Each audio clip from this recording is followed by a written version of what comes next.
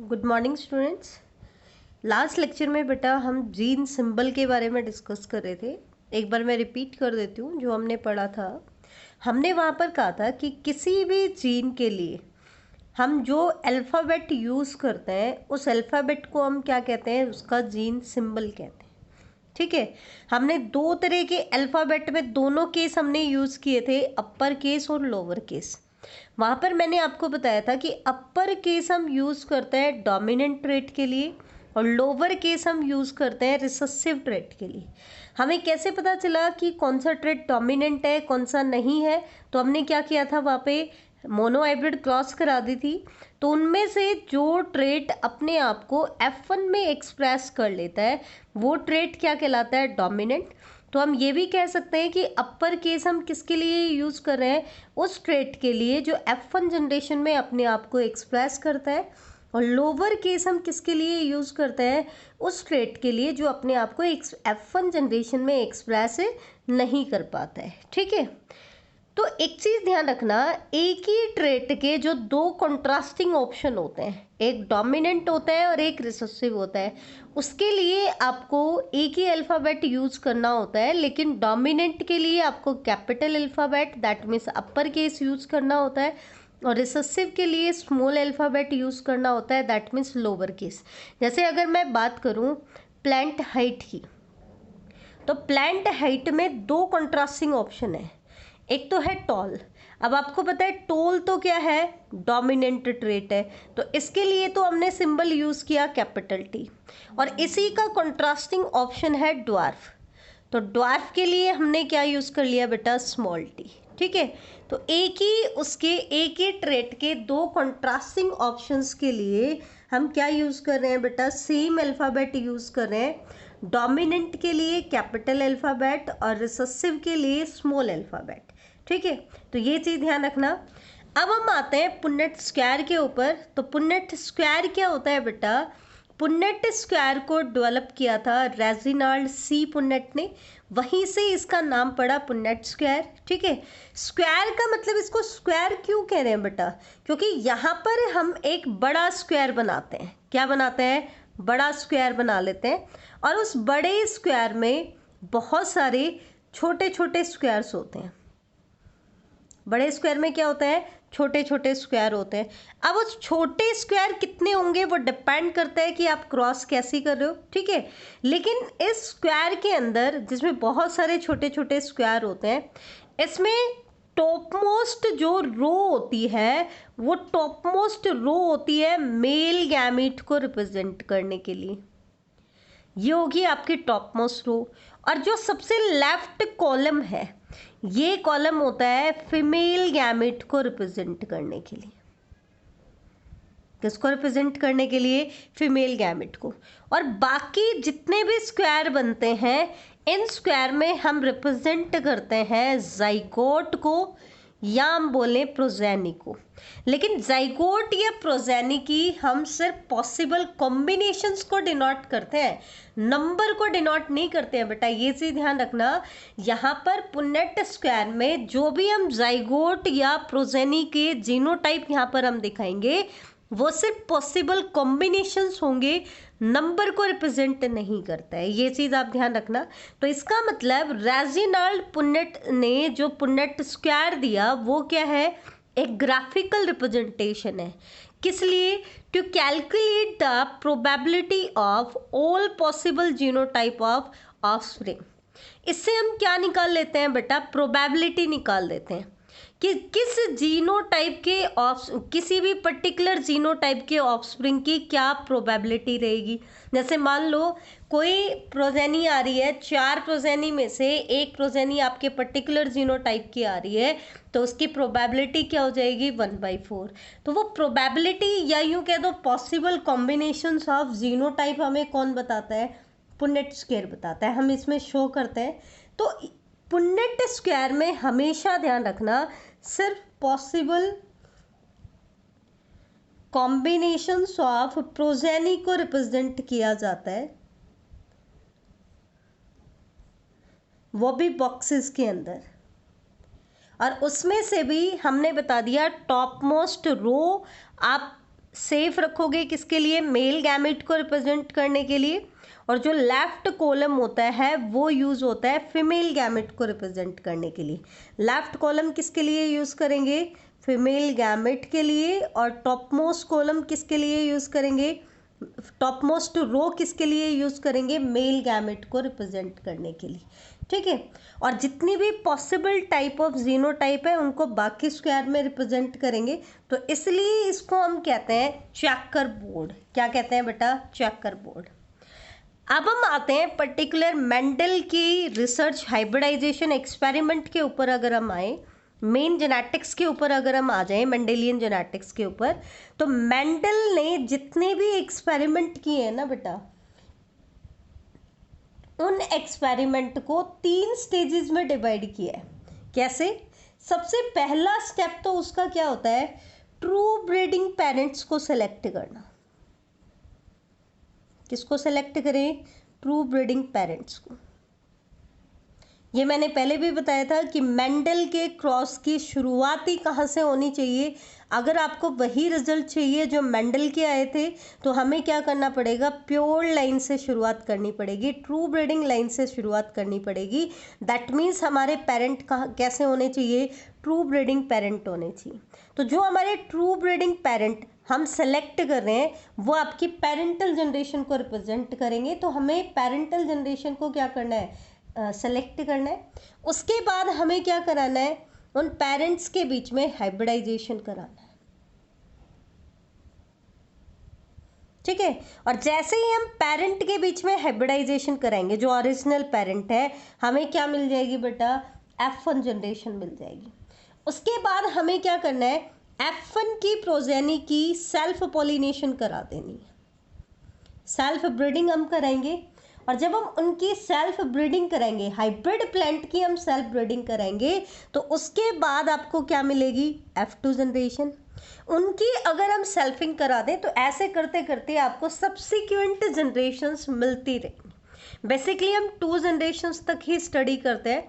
तो ध्यान देना, मेंडल के जो एक्सपेरिमेंट हैं उनको 3 स्टेजेस में हमने डिवाइड किया है।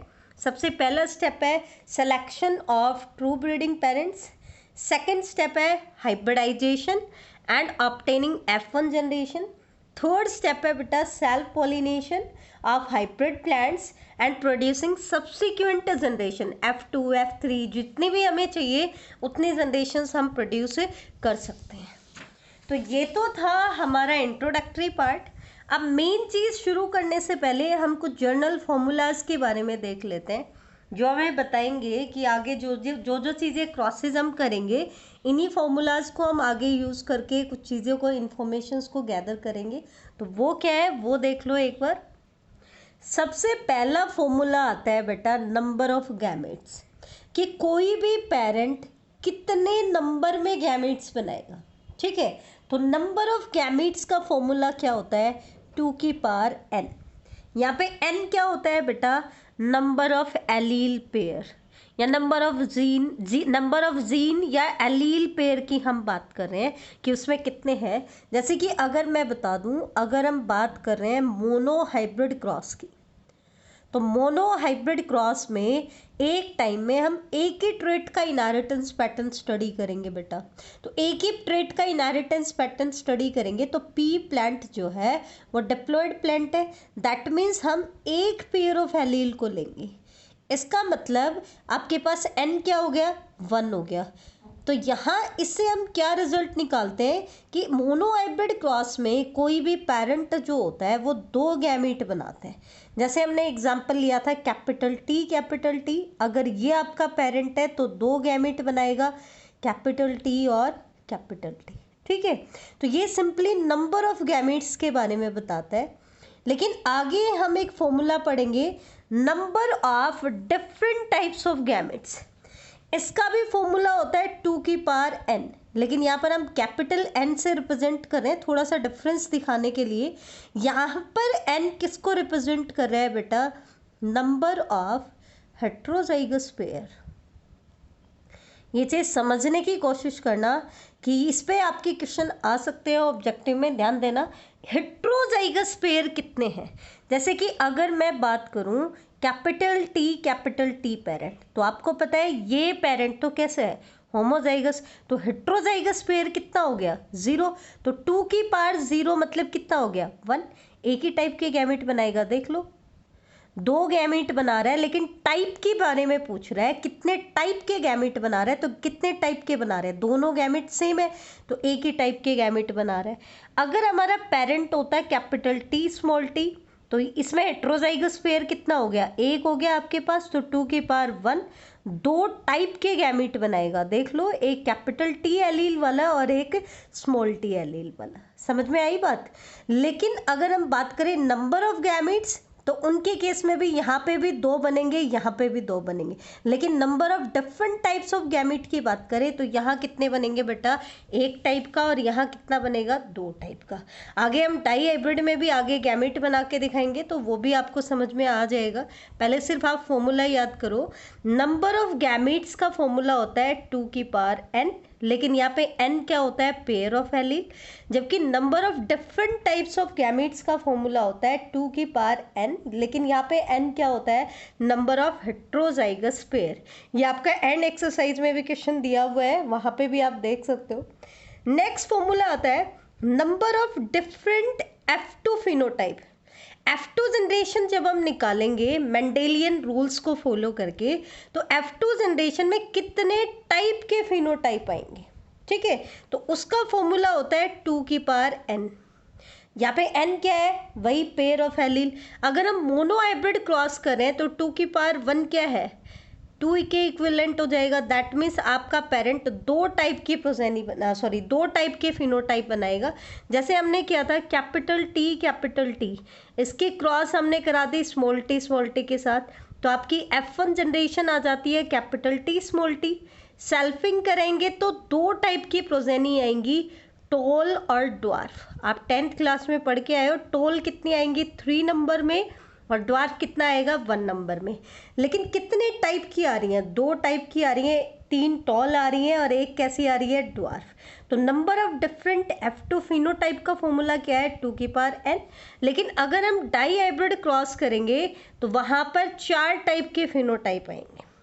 इसी तरीके से number of different F2 genotype की बात करें कि F2 जनरेशन में कितने टाइप के जीनोटाइप बनाएगा, तो उसका फॉर्मूला होता है 3 की पावर n। n क्या है बेटा, पेयर ऑफ एलील। अगर हम बात करें प्रोपोर्शन ऑफ रिसेसिव होमोजाइगोट की बात कर रहे हैं। ऐसा जाइगोट मतलब प्रोजेनी जो अपने जिसके अंदर पेयर ऑफ एलील जो है ना वो रिसेसिव है और होमोजाइगस है। तो ऐसे पेयर कितने आएंगे, तो इसका फॉर्मूला होता है 1/2 की पावर n का होल स्क्वायर। ये हम आगे सारे फॉर्मूला आगे हम प्रूव करके दिखाएंगे। मोनो हाइब्रिड क्रॉस करेंगे तो वहाँ पर भी हम प्रूव करेंगे, डाई हाइब्रिड में भी करेंगे, ट्राई हाइब्रिड में भी करेंगे। अब अगर हम बात करें मोनो हाइब्रिड क्रॉस की, तो n क्या हो गया बेटा 1, तो 2 की पावर 1 और इसका होल स्क्वायर। तो 2 की पावर 1 कितना हो गया 2, और 2 का होल स्क्वायर 4। तो दैट मीन्स आपके पास रिसेसिव होमोजाइगोट कितने आएंगे, किस प्रोबेबिलिटी में आएंगे, 1/4। 1/4 मतलब अगर आपके पास चार प्रोजेनी है तो 4 में से रिसेसिव होमोजाइगोट कितने आएंगे, 1 नंबर में आएगा, ठीक है। नेक्स्ट फॉर्मूला आता है आपका नंबर ऑफ जाइगोट या progeny produce by selfing of a genotype. कितने जाइगोट बनेंगे, तो इसका फॉर्मूला होता है 4 की पावर n। बेटा ध्यान से देखना एक बार, नंबर ऑफ गैमीट्स का फॉर्मूला था 2 की power n, number of different types of gametes का फॉर्मूला था 2 की पावर n, लेकिन यहाँ पे n क्या है, number of heterozygous pair. Number of different F2 phenotype का फॉर्मूला है 2 की power n, number of different F2 genotype का फॉर्मूला है 3 की पावर n, और नंबर ऑफ जाइगोट का फॉर्मूला है 4 की power n। That means mono hybrid cross में कितने पॉसिबल टाइप ऑफ जीनोटाइप बनेंगे, 4 टाइप के जीनोटाइप। ये हम आगे प्रूव करेंगे, ठीक है। तो ये चीज़ हमने बता दी है, 5-6 फॉर्मूला मैंने आपको बताए। एक फॉर्मूला और देख लो प्रोबेबिलिटी के बारे में। प्रोबेबिलिटी कैसे निकालते हैं, तो प्रोबेबिलिटी का फॉर्मूला क्या होता है, number of times an event occurs divide by total number of events. Probability हम कैसे निकालेंगे बेटा, पर्टिकुलर इवेंट कितने नंबर में हो रहा है और टोटल इवेंट कितने हैं, ठीक है। तो number of times an event occurs divide by total number of events, ये फॉर्मूला होता है प्रोबेबिलिटी का। आई होप आपको अच्छे से समझ आया होगा। तो बेटा इन फॉर्मूलाज को ज़रूर लर्न कर ले। कल से जो हमारा टॉपिक शुरू होगा वो सारा मैथमेटिकल टॉपिक है और ये फॉर्मूला हर क्रॉस में हम प्रूव करके दिखाएंगे। तो बेटा प्लीज़ मेंडल के 7 ट्रेट आपको याद हो और ये सारे के सारे फॉर्मूलाज आपको आज याद करने हैं। थैंक यू बेटा।